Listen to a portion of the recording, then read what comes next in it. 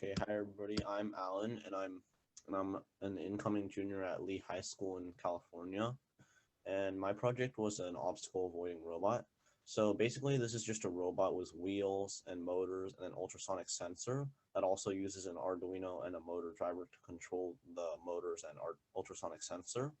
So the ultrasonic sensor uses sound waves to gauge the distance of the nearby objects in the direction that it's facing. And basically this enables the robot to detect nearby objects and turn to avoid them. So far I haven't actually made any modifications off of the base project, but I do plan to make some modifications later, such as maybe having a red LED light up whenever an obstacle is detected, or have a green LED going whenever there is no obstacle detected. I'm gonna quickly share for a quick demo.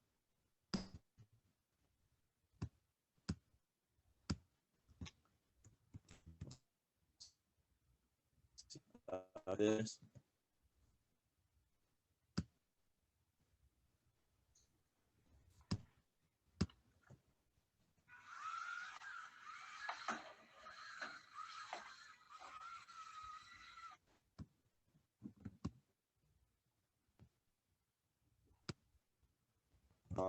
You can see it still has a little bit of stuff to be worked out, but it's mostly usable. And anyways, for me, the challenges were in particular were wiring, as well as some code difficulties. And the wires tended to come loose, so it was kind of annoying to keep putting them back together over and over and over after they kept coming loose after each run. And then the battery power, I also had some troubles with that. So as you could see in the video, I was using the power cable instead of the battery pack.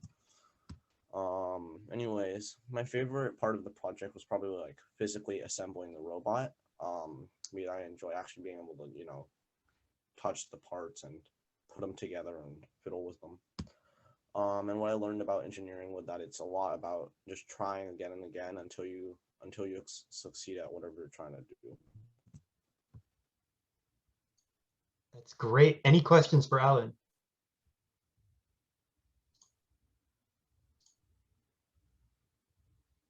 One question I had, I'd love to know, so once like your ultrasonic sensor detects an obstacle, what does your robot do?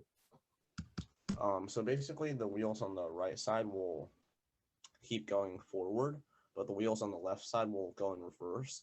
So that causes it to turn left, and that just happens every time it sees an obstacle. Actually, I had a question about that. What happens if it like is facing into a corner? Well, I don't think it's going forward while it's turning, so it should be fine, but I still haven't really looked into